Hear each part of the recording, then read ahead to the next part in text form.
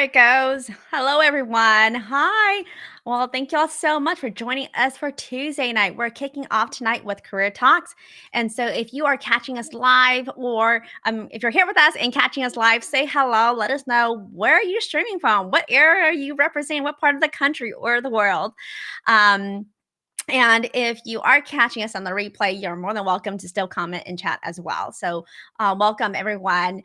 So for folks who don't know, my name's Eva Lee, and I am the owner of Awesome Careers that puts on this weekly show to really provide content and strategies for folks who are, entering the workforce or re-entering the workforce.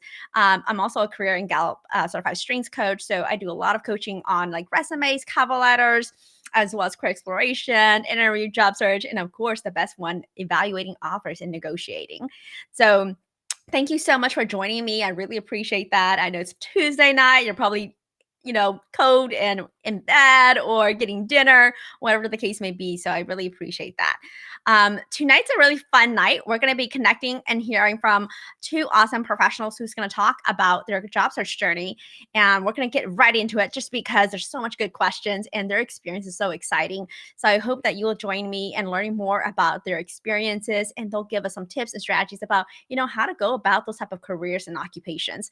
So without further ado, I'm going to come on and bring in BOUASVANH, who's Executive Director and CEO of the Hmong Culture Camp, as well as KAOLEE Yang, who's the Chief Financial Officer of the Mid-Willamette Valley Community Action Agency, and they're going to both come on to join us.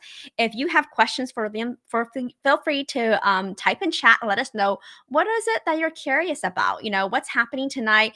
What are some aspects right now in terms of the job search, career, or what's going on this year, and what are you hoping to achieve? What are some goals you have? Or you're just saying, hey, Eva, I'm just here to hang out, and that's totally cool too. So again, if you are here with us, let us know, say hi in chat, and we'd love to kind of get an idea of where folks are representing from, what part of the country. All right, we're going to come on in. KAOLEE's here and BOUASVANH's here. Awesome. Thank you both so much for joining me today, and we're going to jump right into it. How are you both doing tonight? Good. Glad to be here. Wonderful. Well, before we jump into the big question, I would say let's go into a soft question, right? So let's say, for example, this year, what is something that you're doing for yourself? Whether it be a trip or maybe you're like me, who just sort of like COVID-19, 10 plus pounds, just exists absolutely. Whatever the case may be, what is something you're doing for yourself? Boo, do you want to go first? Oh, okay. Yeah, I'll go first. For me, like doing for myself, I've been a lot of exercising, and then this year so far, I've gone to Mexico, and just this month we'll be heading out to Hawaii. So, try to get out of this cold weather.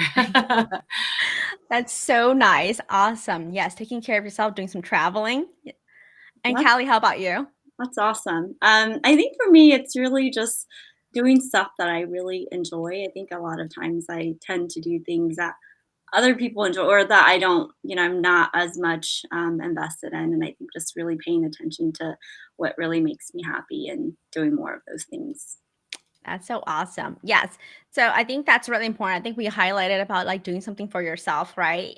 Which is why I think folks, if you're joining us today, you're doing something for yourself. You're taking a little bit out of your day to say, hey, I'm going to go do something a little different, whether hang out with us here or travel, read a book, take a class.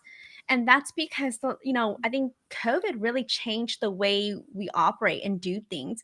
And it actually affects the way we make career decisions, actually. So we're going to dive a little bit deeper into that. But I really appreciate you both sharing something personal about, what are you doing this year for yourself? And I think everyone should do something for themselves, whether, again, like I said, something totally free or something that takes time and investing, whatever the case may be. All right, we're going to jump into questions. And again, folks, if you have questions, feel free to put them in chat.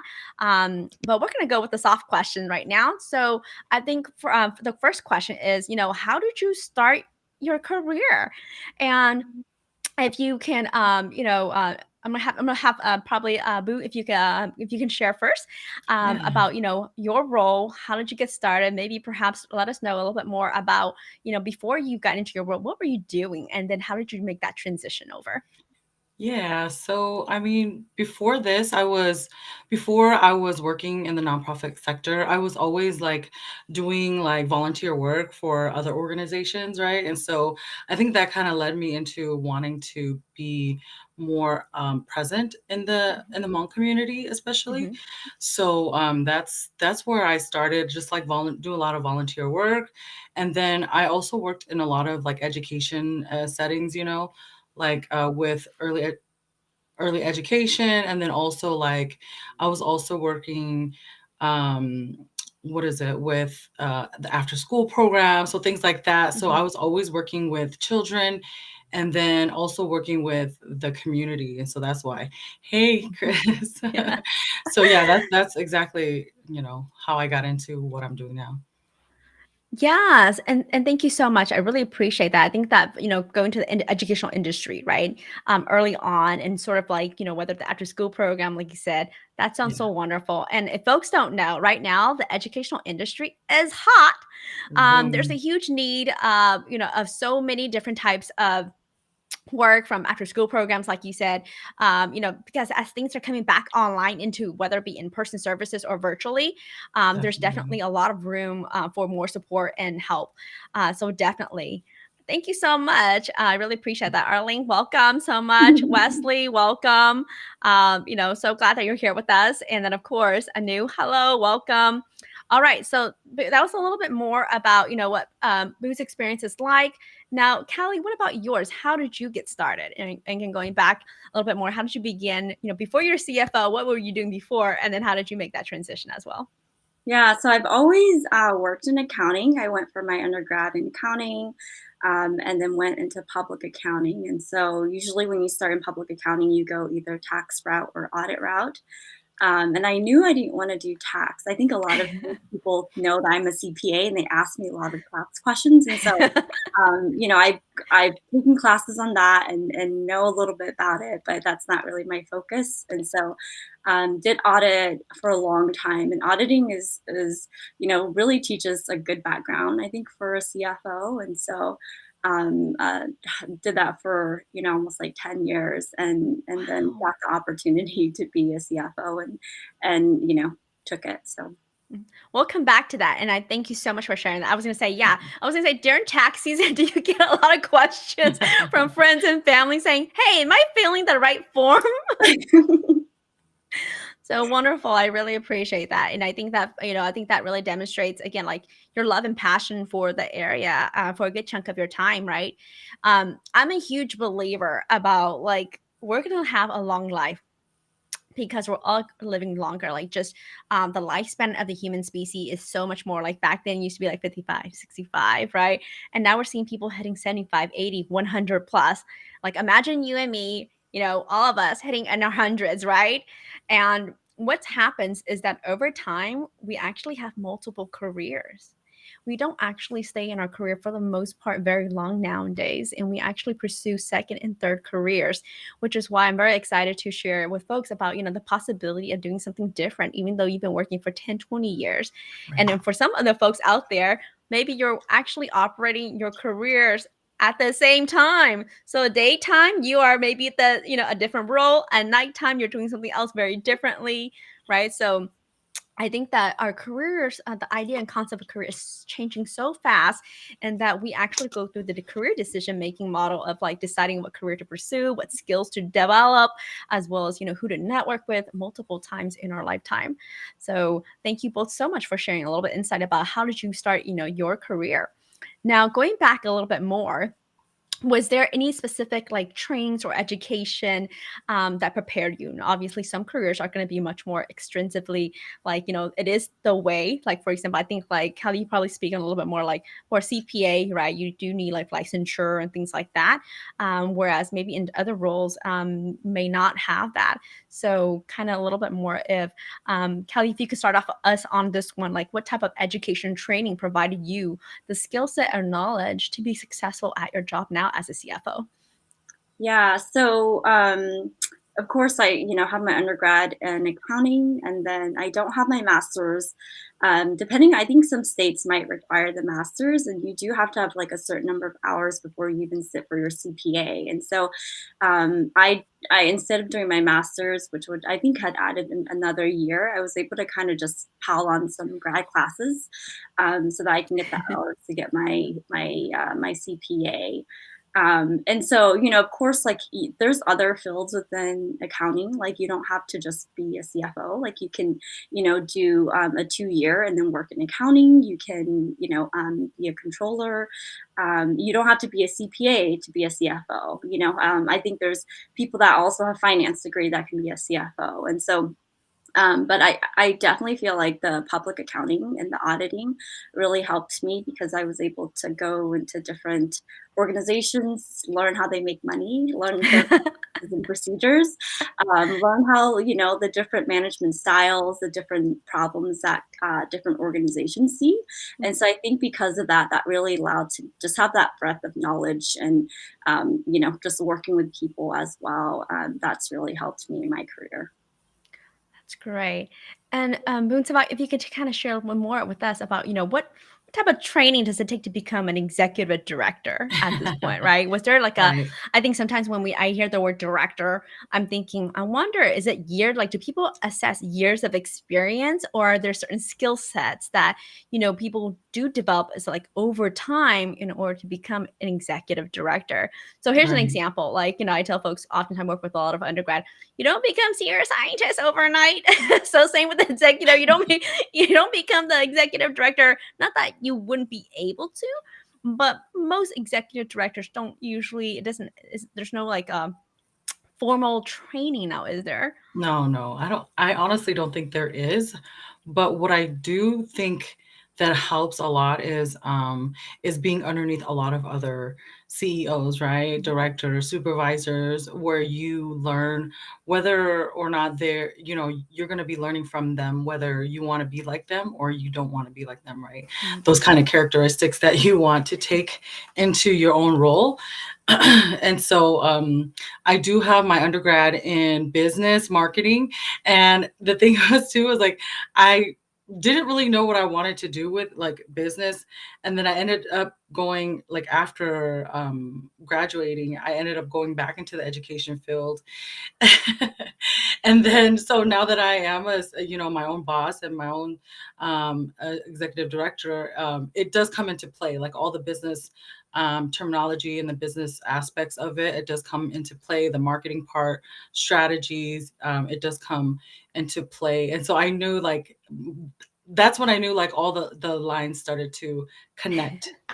The dots started to connect. Yeah. Great. And so, and for folks who are, watching us on live stream or catching us on the replay, I'm curious, what is a skill set, education, or training that you're curious about that you would actually love to take or do, right, to get better at that skill set or to learn that skill set? Let us know in chat. I'd love to hear what folks are thinking about. And I know that, right, really quick, uh, Jovi's here with us. Yeah, I think about trying new careers in the future when the kids are older and money is not as much of an issue. More job that I'm more truly passionate about. Yes, absolutely. Again, we're multi-human being. We're gonna actually have multiple interests, multiple careers in our lifetime, Yeah. and like I can't wait until I'm like 65. I'm gonna be the best bingo player ever, right? I'm gonna be like the pro bingo player. I've gone to a bingo hall I think twice, and I'm obsessed about it. I'm like, oh my gosh, E35, let's go, right? But Right. like, I'm like, imagine being it's not a career right now, but maybe in the future it might be. Right? So I'm preparing for that career. All right. So let's jump into the next question.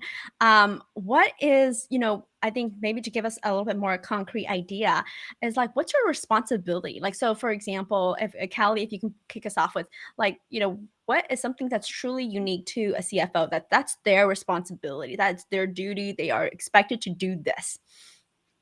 So everything financial. Everything that runs through, we have a team of 12.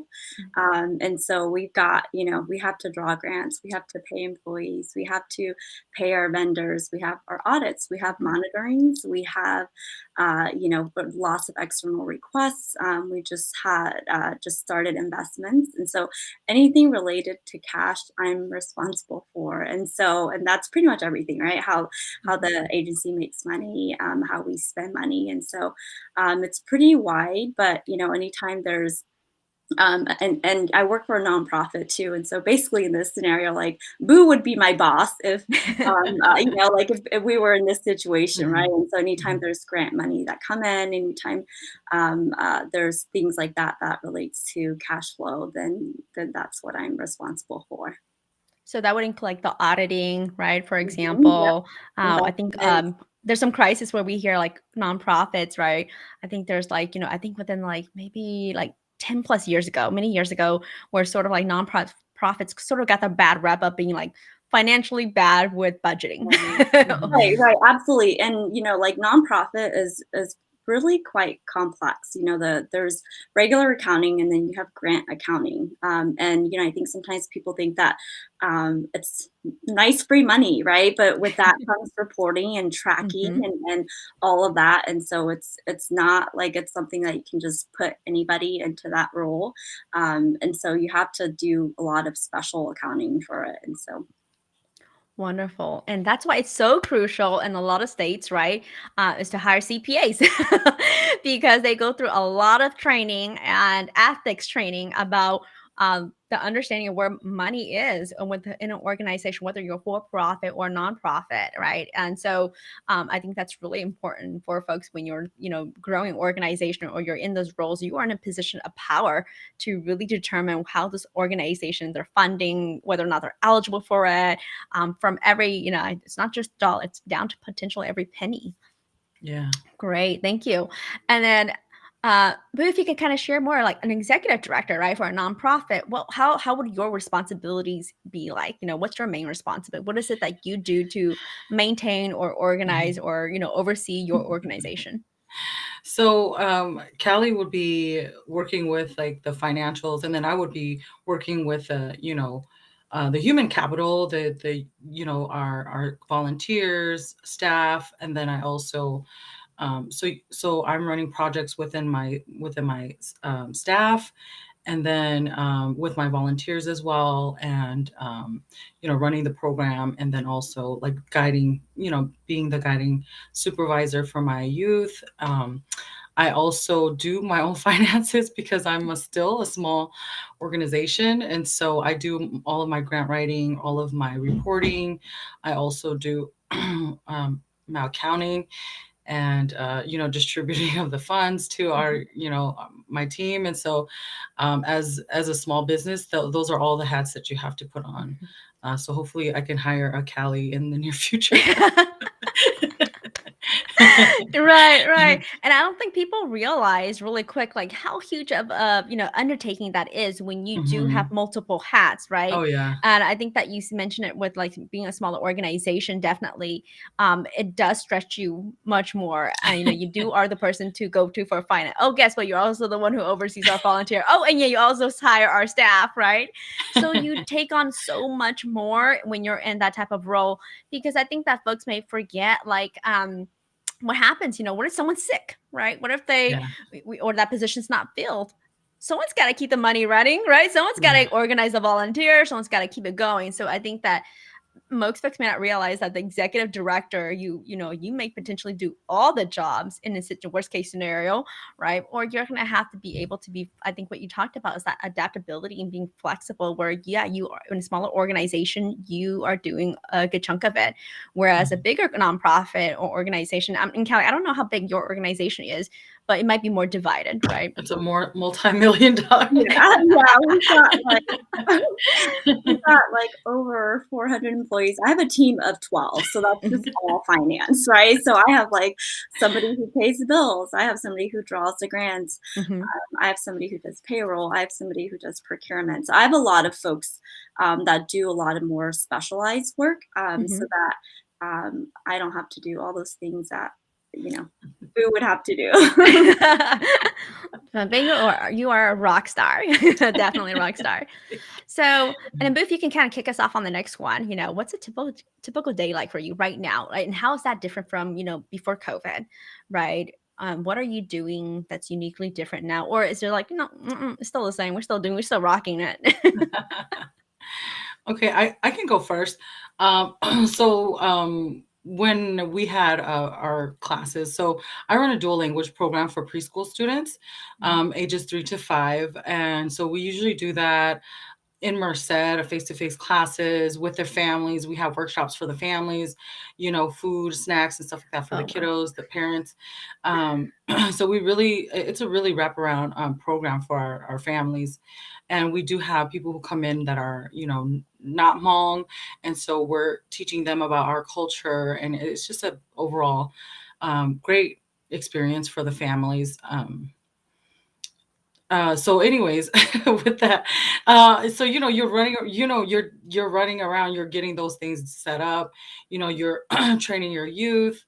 Um, I'm training my youth and then finding people to come in and do our workshops for us, getting the catering done for our families. So when they come in, so those types of things, those are day to day, and then preparing marketing for our next camps. Mhm. We call it our home camps. Mhm. So now with after COVID, we had to do everything Mhm. online, and so Mhm. it took us back a little bit. We were kind of like, how are we going to do this? But, we usually had our classes for 2 to 3 hours a day. So we just cut it down to an hour on virtual. And then now we have a bigger, wider reach, a national reach, right? As Wow. compared to before. Mhm. And hopefully, we can get an even wider reach. Across the world if anybody wants to take them with us.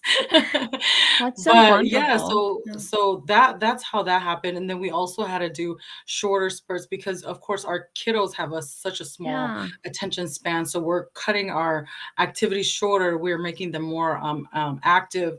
They're more interactive with one another. And then we're having lots of different changes. So every 2 3 minutes we're changing the subject and doing something else. And so Mhm. it was a challenge, but we're problem solvers. We're not just gonna, yeah. So we've done about 3 classes so far, so everything's gone well so far. Yeah, That's so good, and thank you for sharing that. I think that most people may not realize, like, people think it's just the educational, like public, K through 12 that are affected when the pandemic hit. I think that you really shine on light about, like, a lot of the nonprofit who runs these different type of cultural programs, and right. I think you hit on spot where, yes, absolutely, when you're working with a younger audience, they don't have the stronger Attention attention span. span, right? I mean, I'm sitting down for an hour and I'm like, "Oh my goodness, I'm on the screen." Imagine how can kids even Oh yeah, obtain that, right? If it's not like, Disney on screen, right? There's no singing, there's no dancing. It's really yeah, hard to obtain their attention span. And so for you to like be able to be creative, I think you're saying like being a problem solve, that ability to figure out, okay, how do we maintain their attention? How do we keep it interactive, right? So that yeah. way they get excited and also experiences as a positive experience. Hmm. I think as I'm hearing from some of the families is like it's a different experience. Some folks are like, "I hate Zoom for life." And other folks are like, "I love it. I get to see with, so and so from all over the world." And so it's Yes, sort of like double-edged sword kinda yes, it is. experience. And so I think that, that what you and your team are doing is definitely very exciting. And do you envision around bringing back any in-person services or, now that as we're, things are opening back up to doing a little Yeah. bit more like a hybrid model? What are some of the things you're doing over there? Um, hopefully when things open back up again, my youth, I mean, even myself, like I miss like being in front of the kiddos and Mhm. hearing them sing all at one time. Because on Zoom, unfortunately, all you hear is like static and them screaming. But in Or person, black you can actually boxes. hear the rhythm of them Yeah. singing. But like we miss the interactions, like reading with them, and we do imagination play with them and Oh, things that's so like good. that. So it's, Yeah. I mean, we have so much interaction with them, and like it brings a lot of joy to me, and it's also very like rewarding for our youth too, because they get to mentor these young children, and they become a mentor to these children, so they look up to them, right? And so that kind of experience, you kind of lose that online, and so they do really miss that in person, like, and getting those sweet hugs in the morning or in the afternoon.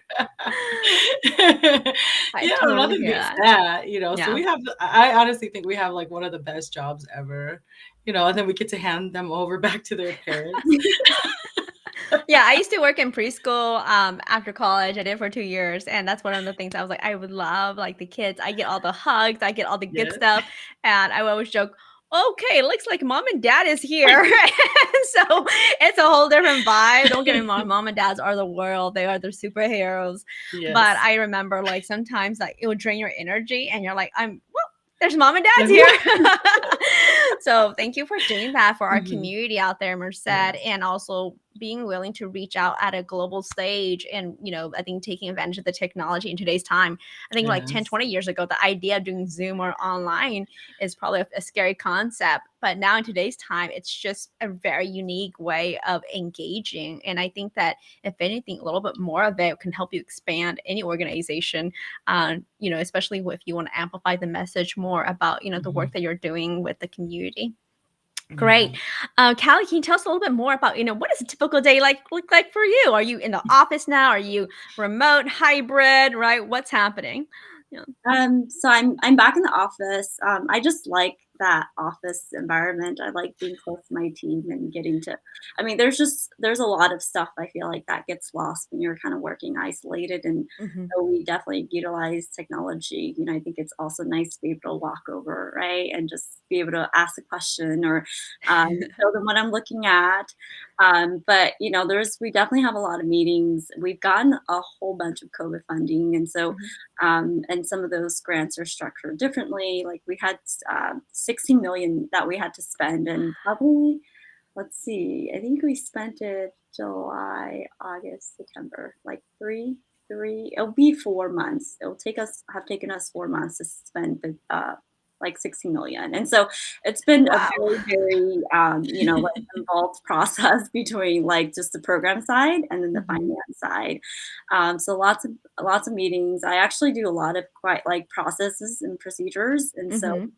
meeting with different people from program side. And I think a lot of times people think that accounting is, like you sit in the corner and you just count. Yeah, you're just away with a calculator.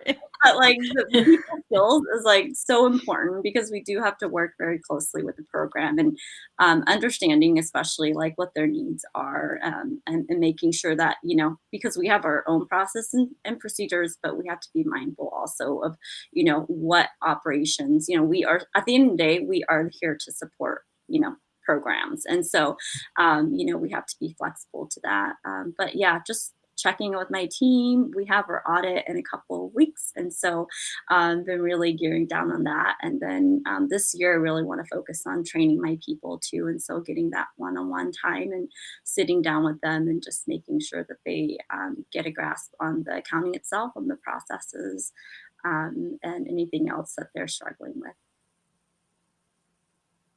Thank you for that. I think that really helps us kind of see, like, yes, more organizations are coming back into like, the office environment, where, yeah, there is something unique about just quickly heading to someone's office and say, hey, you got a minute really quick, right? Versus here's a Slack message, here's another, like, you know how on the emails, and sometimes you get dings, dings, and dings, right? And there's something unique about heading over to the office and just knocking on their door and saying, hey, I came across this. So that hallway, or the off the water cooler talks, those are way to definitely those are ways to definitely engage with your colleagues, check on, see what's happening. And I hear what you're saying. Like sometimes working in isolation, it's hard.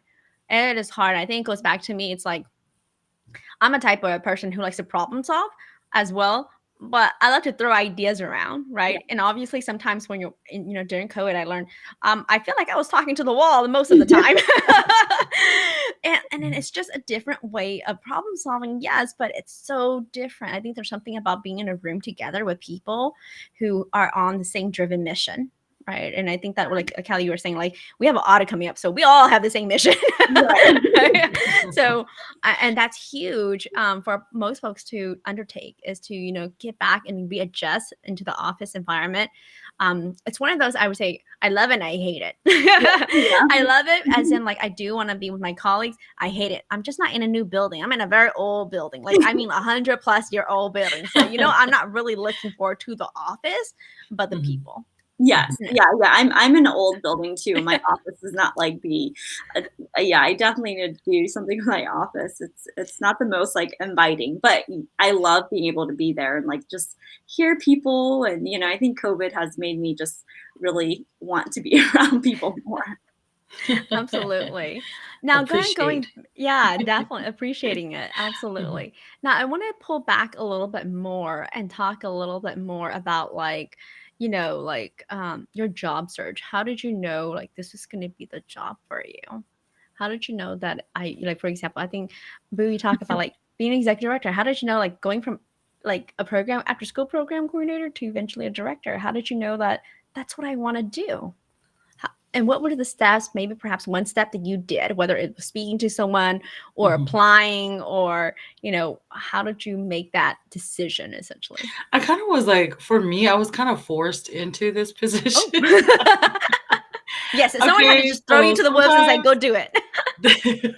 things happen for reasons so that you could be your own boss, which is really right, really good for me. Mhm. But it just started. Well, what really changed my life was my trip over to Thailand. I went to go teach over there for a year. I went to go teach English over there. I got to see the Hmong villages and everything over there, and with that really impacted me to want to preserve our Hmong language, because me and the lady that we're trying to meet up, we could not communicate for the life of us. And we were both like kind of around the same age. We were both like,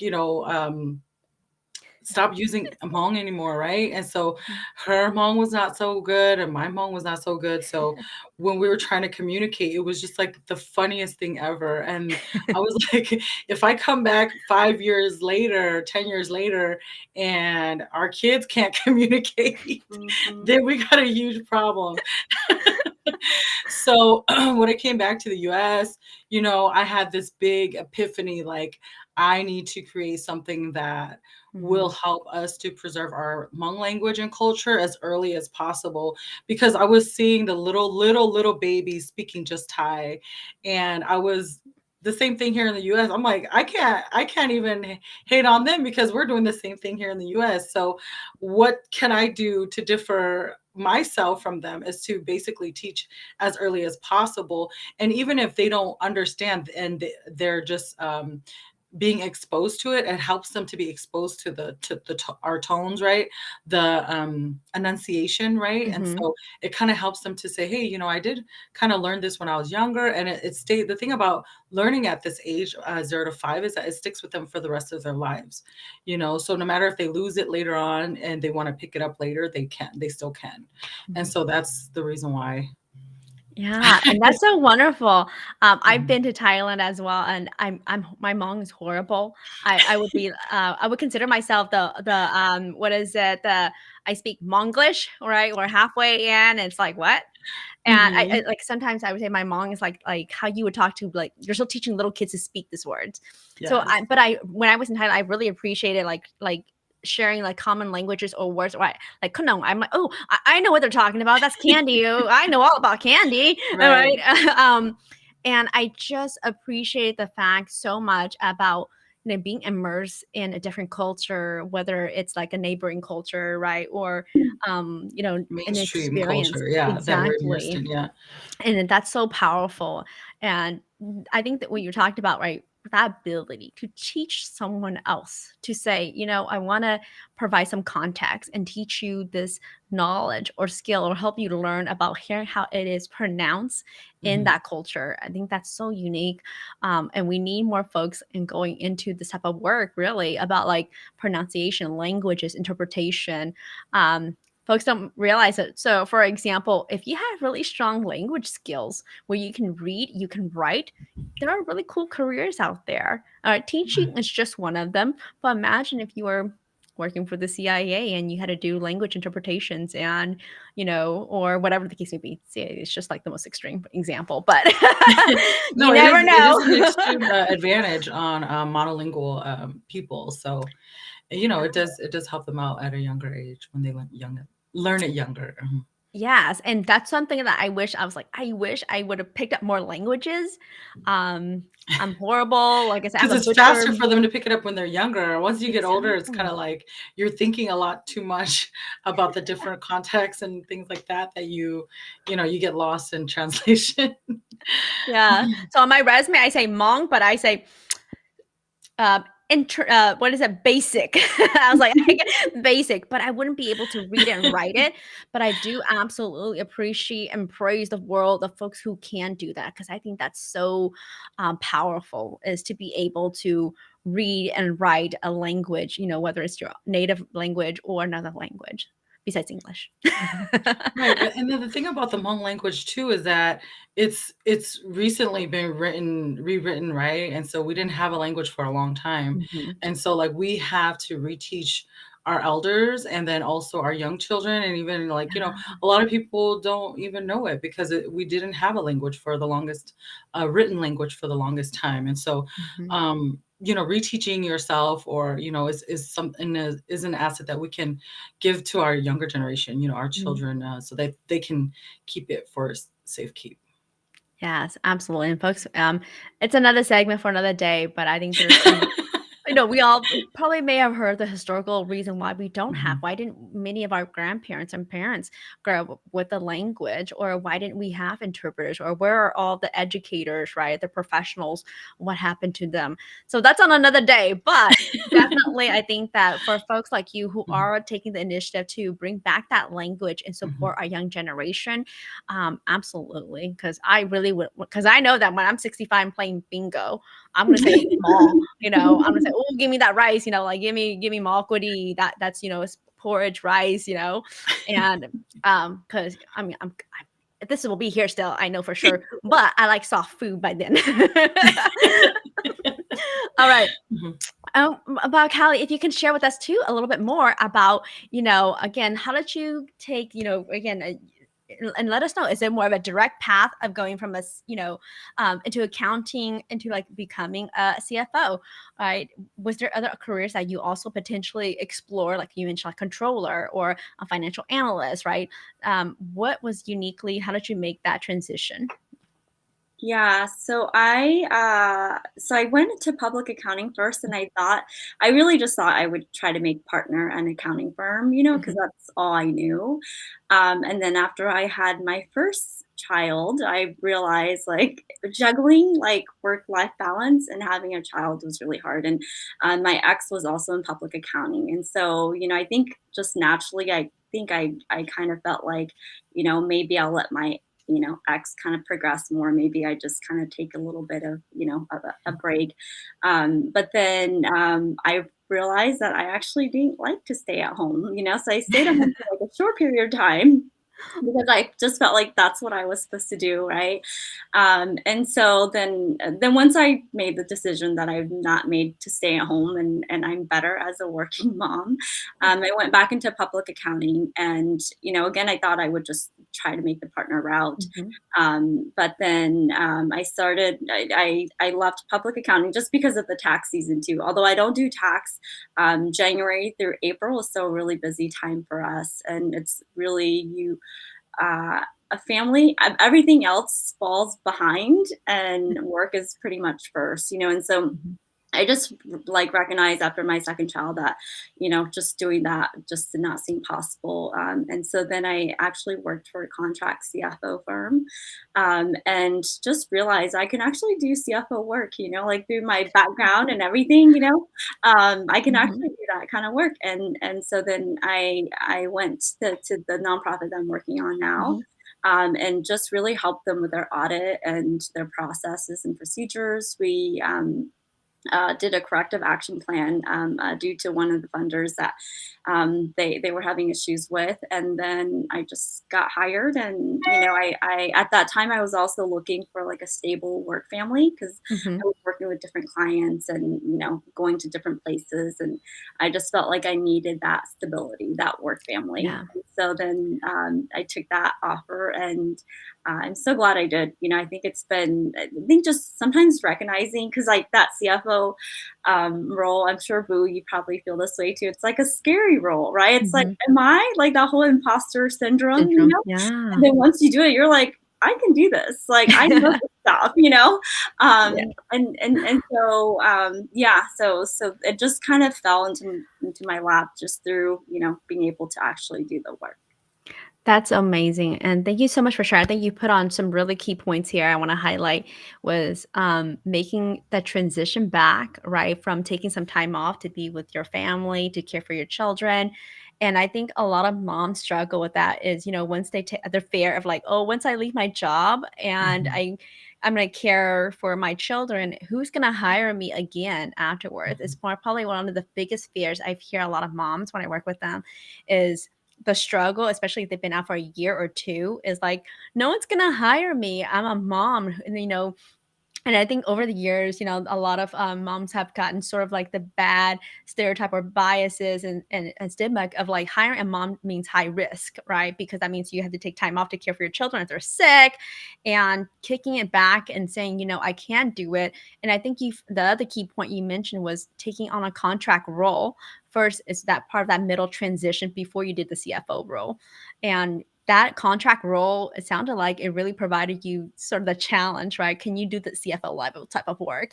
And you take on the challenge and you're like, hell yeah, I can. So let's go, right?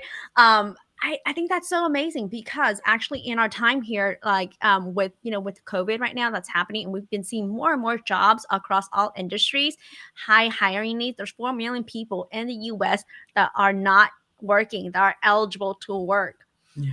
So we're also seeing more contract positions coming out of a lot of companies from like the Fortune 500 companies, nonprofits, government roles, right?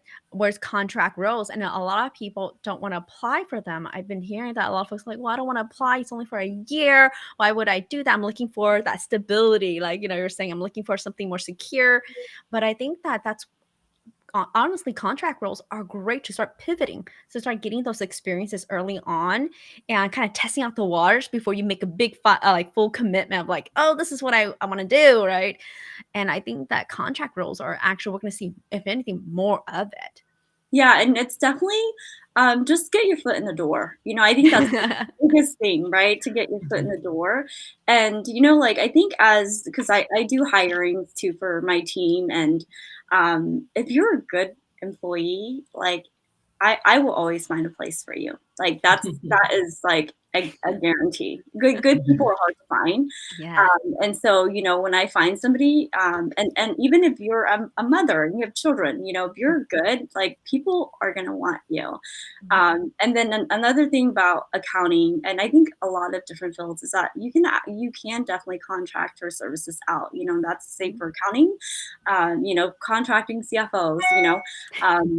Like if Boo needed me for just an hour a week, like that's something that can be done. If you need Mhm. for an hour for a month, like that can be done. And Mhm. so I did some consulting last year for an Oh. organization, and they didn't need a full time Mhm. CFO, and so I was just there for as little or as much as they need me. And Mhm. so I think that there's a lot of different skill sets out there that you can contract and you can provide some sort of services that is not full time, and that kind of gives you just like networks among different Yes. organizations, and then that also gives you different being able to see how different organizations are like, and discovering maybe you like different industries, still doing that similar role, but just like for accounting, I'm in nonprofit now, but there's a healthcare industry, there's steel, there's software firms, like there's all sorts of different industries that you can be in, and whatever field you may choose. Thank you so much for sharing that. I think that's so wonderful. And absolutely, I think there's more like that universal link. Like, yeah, you can go into any industry, really. Anybody who wants a dollar bill, right? Who's collecting or who's selling or who's auditing. Absolutely. I think that's so important to see that, our jobs and careers are changing, and that, it also means that, trying out new things in contract positions, contract roles, like whether it be 1 hour a week, monthly, or 6 months to a year, great starting points for people to pivot and start doing something different, pick up new skills, and like you're saying, network, getting your foot in the door, and just starting to network with people who's out there that is in a high authority, like KAOLEE right now, right? So wonderful. Okay, I know. Oh my gosh, time goes by so fast. I feel we just started. Okay, so I kind of want to go highlight something that might be helpful for us to kind of get an idea of what would you consider to be like and I know we talked about like problem solving earlier, but like what kinds of accomplishments tend to be valued or rewarded in this field? How do you know that you're successful, or how do you know that this is the type of work that you'll enjoy doing and getting rewarded for? And either one of you can start us off. Yeah. Boo, do you want to go? Oh gosh, accomplishments tend to be valued or rewarded in this field. Um, I don't need a pat in the back. I think the only thing for me is just my testimonials from my family saying that, their kids want to continue to learn Hmong, or they've never seen their kids so interested in learning Hmong. Because the thing about this too is like when you're teaching your kids Hmong at home, they're like, my mom is teaching me, like I don't want to listen, right? But then when they have Sifun Kojong, that's me, and my team telling them, this is how you say this, or head, shoulders, knees, and toes, or things like that, when they're actively doing it in a play environment, then that it really, for me, that's my biggest reward. Accomplishments, I get awards here and there from the community, but I mean, to me, those don't really mean much to me. What means a lot more is, our family, seeing them like their interests spark, and also having that self-identity at a young age. That's all that matters to me. Yeah. If I see them wearing Hmong Wonderful. clothes, or them trying to speak Hmong to their grandparents, that's my reward right there. That's so good. I'm so glad you brought that up. As a kid, I probably didn't. I wish I had that growing up, because I was probably one of those people. Initially, I hated wearing Hmong clothes, right? Because and back then, just to give full 'Cause it's so heavy. context, it was heavy. Okay, it looked like I was preparing to go, like on this very long journey, and I had to carry every single French coin with me. Okay, so it's not as light as today's time. It's not like, but back then as a youth, I didn't understand why we were wearing Hmong clothes, and why like the coins represents like the French coins and the colonization, and how actually, I mean, what I remember growing up was like, oh, it's pretty, like, oh, those are beads, they're cute, right? But I hated wearing them, and I wished I had that growing up, because I think that just understanding the culture and for example, the beauty of it and where it comes for like representation of the clans and things like that in our community really helped me appreciate much later on about how, like why it's so important to like you represent your clan when you're wearing like a certain skirt color, or a certain hat. And I don't wear as much today, because obviously the clothes that are in today's time is a little bit more fashionably different than before. But I remember like, oh my goodness, if I had this, I would have probably loved the Hmong culture and the Hmong attire that that we had growing up, versus like mom and dad just saying, go wear Hmong clothes, it's Hmong New Year, and go represent, right? That was sort of like the language. Man, I didn't understand why I needed to represent in Hmong clothes. So Yeah, and I that's think so powerful, yeah. I think. And I think like having us younger generation having that understanding of it, and then relaying it in a way where they also understand it, it really helps them out, right? Because like as our parents, yeah, like a Hyatt, they will say it like, oh, just go do this, like that's just what we do, right? But then having us like a liaison, I feel like I am a liaison to our younger generation, where we can say, this is why it's important, and and so they'll be like, oh, okay, so it's just having that like bridge, for them. Thank you. I don't know how Cali was for you if you remember growing up wearing mom clothes because you were nodding. Yeah. Yeah, that's exactly, yeah, and I think they never explained things to us, it was always like a directive, and I think Mhm. if we had understood that and, like, been proud of it, then I think Mhm. that that's been a different experience. Yeah, Absolutely. definitely. And I know that Callie, for yours, what would you consider? I know that you guys do a lot of, you mentioned earlier about your role and like the work you do. What would you consider to be accomplishments? Or like, how would you know, like, this is the type of reward like our industry or our profession would consider to be successful? I would say, like, as far as accomplishments, I mean, I think, being a CFO, if you're a CPA, I think that's a great thing because if you have staffs that work underneath you, they actually, like, they need certain hours before they Hmm. can even be a CPA, right? And so you have to take, you have to have your education hours, you have to Yeah. take the exam, and then you have to work underneath a CPA Yeah. A to licensed actually one. be Yeah. like, right, right. And so that's kind of like, I think that's a nice thing if you are a CPA. Again, if you're a CFO, you don't have to be a CPA, but this is just something that is nice for your staff to be able, if they're trying to pursue their own CPA license as well. And then accomplishments, I mean, I think just, if there is no issues with bills getting paid, if there's no money problems, then, you're about, like that's a good sign, right? Mhm. Anytime people aren't getting paid, employees, vendors, anytime we have money problems, that's a bad thing.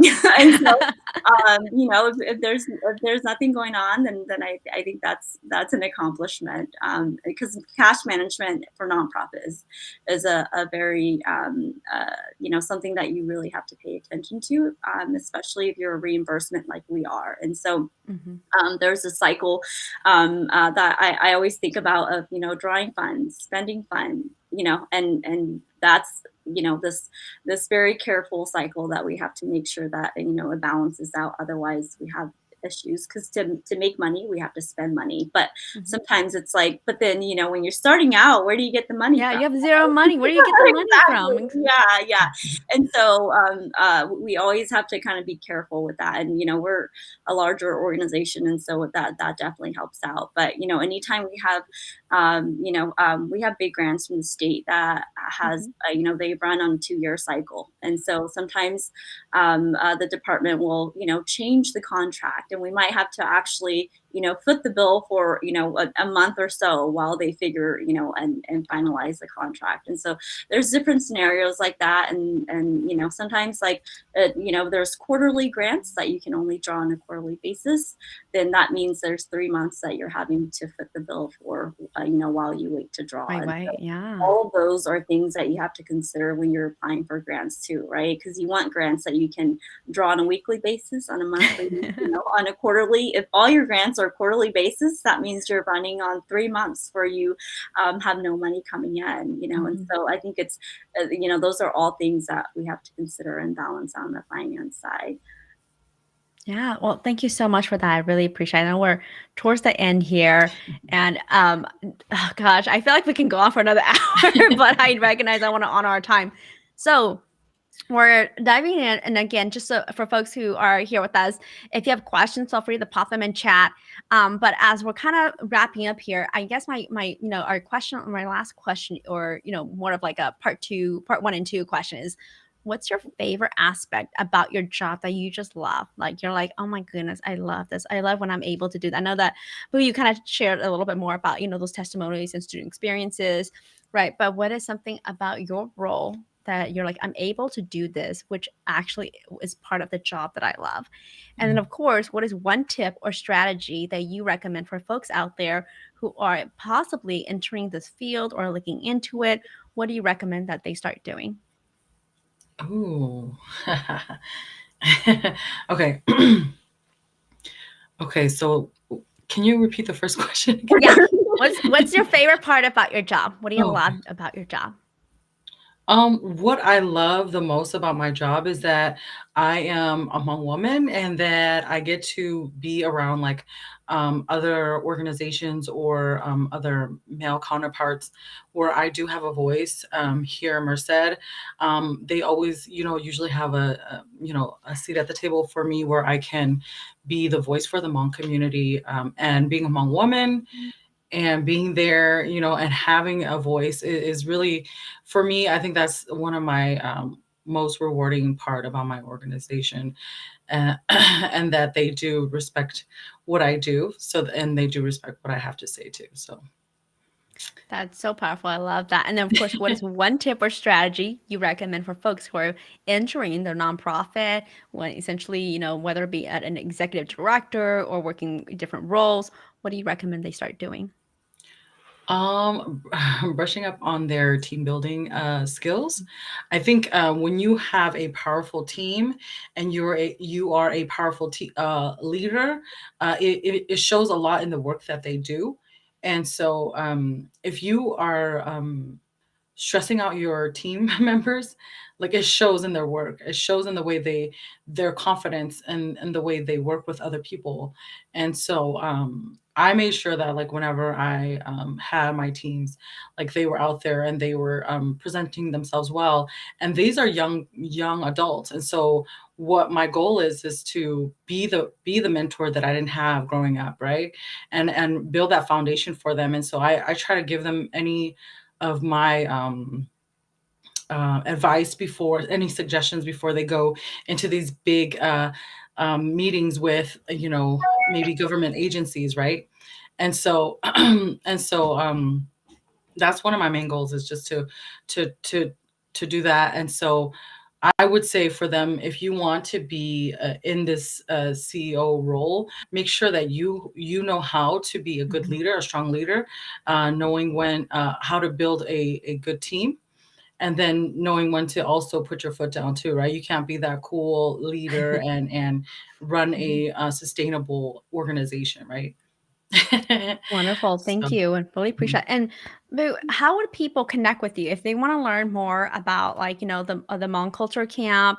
Where can they go to either sign their kids up for this? I don't know if you're taking any folks in right now, but where can folks learn more about your organization? Where can they go? Yeah, so I have a Facebook page, Hmong Culture Camps with a S, because I have all the camps on there, and so you'll see the testimonials and all the camps that we've had so far.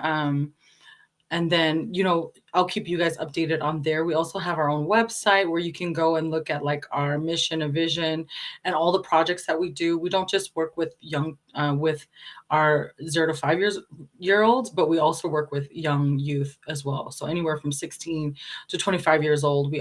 I do have, like, kind of like youth kind of empowerment program with them as well too.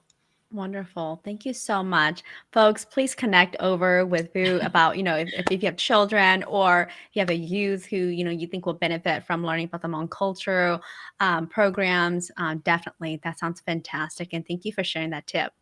Mhm. Callie, if you can share with us again, what's your favorite part about your job? And of course, one tip or strategy for folks who are potentially going to CPA or accounting, what would you recommend they do? So what do I love most about my job?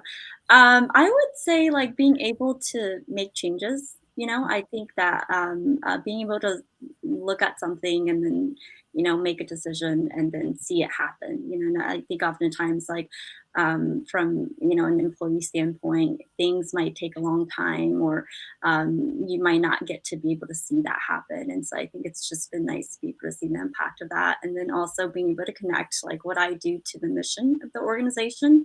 We have a lot of great programs and that we help a lot of people. And so, when we don't pay the bills, like that directly impacts, our end clients. And so I think Mhm.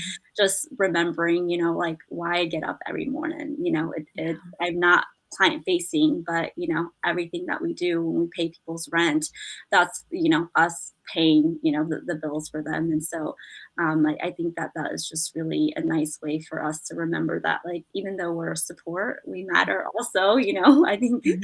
sometimes we forget that. And so I would say, those two things are my favorite things about my role. And then my biggest tip probably would just to be curious and absorb everything.